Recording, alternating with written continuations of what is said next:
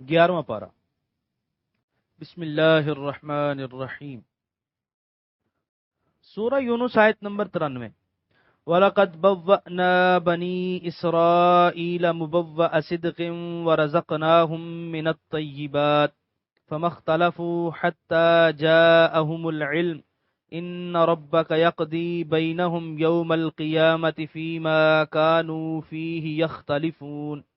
ترجمہ: اور ہم نے عطا فرمایا بنی اسرائیل کو بہترین ٹھکانہ، اور ہم نے انہیں پاکیزہ رزق بخشا، پس انہوں نے اختلاف نہ کیا حتیٰ کہ آ گیا ان کے پاس حقیقت کا علم۔ اے حبیب، بے شک آپ کا رب فیصلہ فرمائے گا ان کے درمیان روز قیامت جن باتوں میں وہ جھگڑا کیا کرتے تھے۔ سورہ یونس آیت نمبر 93 کی تفسیر۔ یعنی فرعون کے غرقاب ہونے کے بعد ہم نے بنی اسرائیل کو غلامی کی زنجیروں سے آزاد کیا اور انہیں بسنے کے لیے ایک زرخیز اور شاداب خطہ زمین فلسطین اور اردن مرحمت فرمایا، اور انہیں کھانے کے لیے پاکیزہ اور لذیذ چیزیں فراہم کیں۔ مبوّا ٹھہرنے کی جگہ، مسکن، صدق کا معنی عمدہ پسندیدہ۔ مبوّا کو صدق سے موصوف کرنے کی وجہ یہ ہے کہ اہل عرب کی یہ عادت ہے کہ جب وہ کسی چیز کی توصیف کرتے ہیں تو اسے صدق کی طرف مضاف کر دیتے ہیں، یعنی یہ چیز اتنی عمدہ ہے کہ اس سے بھلائی کی جو توقع کی جائے وہ چیز اس پر پوری اترے گی اور توقع کرنے والے کی تصدیق کر دے گی۔ سورہ یونس آیت نمبر 94۔ فَإِن كُنتَ فِي شَكٍّ مِّمَّا أَنزَلْنَا إِلَيْكَ فَاسْأَلِ الَّذِينَ يَقْرَؤُونَ الْكِتَابَ مِن قَبْلِكَ لَقَدْ جَاءَكَ الْحَقُّ مِن رَّبِّكَ فَلَا تَكُونَنَّ مِنَ الْمُمْتَرِينَ۔ ترجمہ: اور اے سننے والے، اگر تجھے کچھ شک ہو اس میں جو ہم نے اپنے نبی کے ذریعے تیری طرف اتارا تو دریافت کر ان لوگوں سے جو پڑھتے ہیں کتاب تجھ سے پہلے، بے شک آیا ہے تیرے پاس حق تیرے رب کی طرف سے، پس ہرگز نہ ہو جانا شک کرنے والوں سے۔ سورہ یونس آیت نمبر 95۔ وَلَا تَكُونَنَّ مِنَ الَّذِينَ كَذَّبُوا بِآيَاتِ اللَّهِ فَتَكُونَ مِنَ الْخَاسِرِينَ۔ ترجمہ: اور ہرگز نہ ہونا ان لوگوں سے جنہوں نے جھٹلایا اللہ تعالیٰ کی آیتوں کو، ورنہ تو ہو جائے گا نقصان اٹھانے والوں سے۔ سورہ یونس آیت نمبر 95 کی تفسیر۔ ان دو آیتوں میں بھی خطاب عام انسان کو ہے۔ سورہ یونس آیت نمبر 96۔ ان الذین حقت علیہم کلمۃ ربک لا یؤمنون۔ ترجمہ: بے شک وہ لوگ ثابت ہو چکی ہے جن پر آپ کے رب کی بات وہ ایمان نہیں لائیں گے۔ سورہ یونس آیت نمبر 96 کی تفسیر۔ اللہ تعالیٰ کے فیصلے کو بدلا نہیں جا سکتا۔ اس کے علم ازل میں جو دولت ایمان سے محروم ہیں انہیں ہزار معجزے دکھائے جائیں، ہزار دلیلیں سنائی جائیں، وہ حق قبول نہیں کریں گے۔ سورہ یونس آیت نمبر 97۔ وَلَوْ جَاءَتْهُمْ كُلُّ آیَةٍ حَتَّى يَرَوْا الْعَذَابَ الْعَلِيمَ۔ ترجمہ: اگرچہ آ جائیں ان کے پاس ساری نشانیاں جب تک کہ وہ نہ دیکھ لیں دردناک عذاب۔ سورہ یونس آیت نمبر 97 کی تفسیر۔ یہاں تک کہ انہیں عذاب الہی گھیر لے اس وقت انہیں ہوش آئے گا اور وہ کفِ افسوس ملیں گے، لیکن کیا حاصل۔ سورہ یونس آیت نمبر 98۔ فَلَوْلَا كَانَتْ قَرْيَةٌ آمَنَتْ فَنَفَعَهَا إِيمَانُهَا إِلَّا قَوْمَ يُونُسَ لَمَّا آمَنُوا كَشَفْنَا عَنْهُمْ عَذَابَ الْخِزْيِ فِي الْحَيَاةِ الدُّنْيَا وَمَتَّعْنَاهُمْ إِلَىٰ حِينٍ۔ ترجمہ: پس کیوں ایسا نہ ہوا کہ کوئی بستی ایمان لاتی تو نفع دیتا اسے اس کا ایمان، کسی سے ایسا نہ ہوا بجز قوم یونس کے۔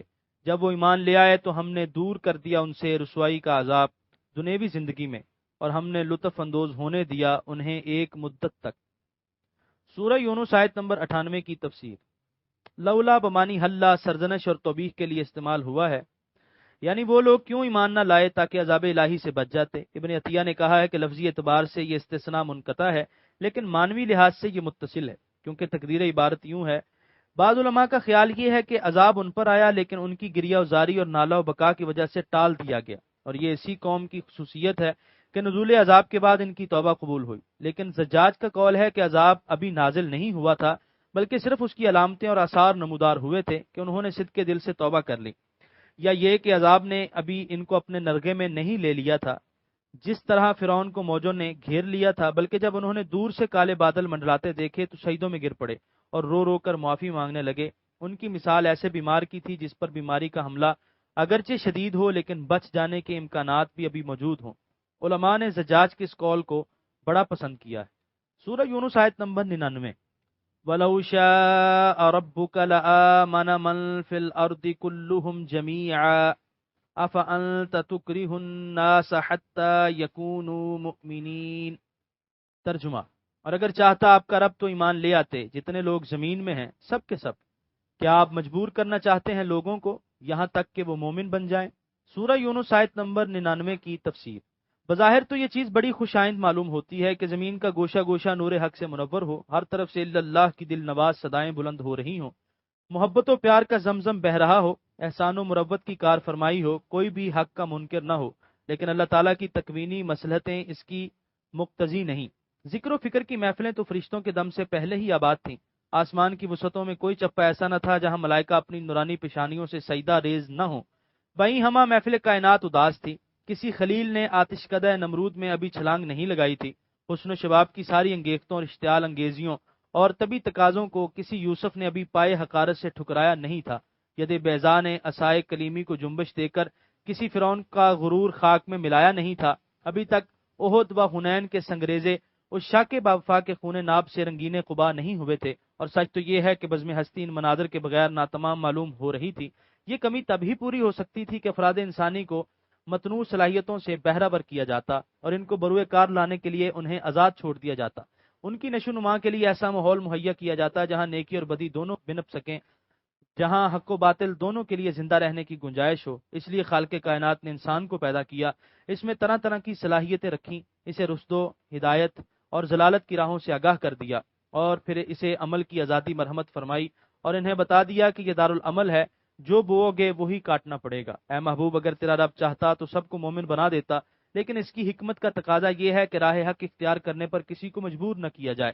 ولو شاء ربک کے الفاظ میں مکرر غور کرو، کیا لطف ہے۔ رب تو وہ ساری کائنات کا ہے، لیکن ربوبیت کا جو خصوصی تعلق اے یتیم مکہ تیری ذات سے ہے وہ کسی سے نہیں، نہ عرش سے نہ کرسی سے۔ علم یجد کا یتیمن فآوا کا شرف صرف تیری ذات کو ہی حاصل ہے۔ سورہ یونس آیت نمبر 100۔ وما كان لنفس ان تؤمن الا باذن الله ويجعل الرجس على الذين لا يعقلون۔ ترجمہ: اور کوئی بھی ایسا شخص نہیں کہ وہ ایمان لا سکے بغیر حکم الہی کے، اور سنت الہی یہ ہے کہ وہ ڈالتا ہے گمراہی کی آلودگی ان لوگوں پر جو بے سمجھ ہیں۔ سورہ یونس آیت نمبر 100 کی تفسیر۔ یعنی شرف ایمان سے فقط وہی مشرف ہو سکتا ہے جس کی یاوری توفیق الہی کرے، اور بلا وجہ لوگوں کو نعمت ایمان سے محروم نہیں کر دیا جاتا، اور بلا سبب ان پر کفر و خذلان کی ذلت تھوپ نہیں دی جاتی۔ فقط انہی لوگوں کو توفیق سے محروم کیا جاتا ہے جو فہم و عقل کی خداداد قوتوں کو ناکارہ بنا دیتے ہیں اور حق و باطل میں تمیز کرنے کے لیے انہیں استعمال نہیں کرتے۔ سورہ یونس آیت نمبر 101۔ قل انظروا ماذا في السماوات والأرض وما تغني الآيات والنذر عن قوم لا يؤمنون۔ ترجمہ: فرمائیے غور سے دیکھو کیا کیا عجائبات ہیں آسمانوں اور زمین میں، اور فائدہ نہیں پہنچاتی آیتیں اور ڈرانے والے اس قوم کو جو ایمان نہیں لانا چاہتے۔ سورہ یونس آیت نمبر 101 کے پہلے حصے کی تفسیر۔ آپ انہیں فرمائیے کہ صحیفہ کائنات کو ذرا غور سے دیکھیں، انہیں قدم قدم پر اللہ تعالیٰ کی الوہیت کے انفسی اور آفاقی دلائل نظر آئیں گے، ہر جگہ انہیں ہدایت کے چراغ جگمگاتے ہوئے دکھائی دیں گے، لیکن اگر وہ آنکھیں بند رکھنے پر ہی مصر ہوں تو ان کی قسمت، عین دوپہر کے وقت وہ اندھوں کی طرح گھپ اندھیروں میں گھرے ہوئے ہیں۔ سورہ یونس آیت نمبر 101 کے بقیہ حصے کی تفسیر۔ اس قوم کو جو ایمان نہیں لانا چاہتے۔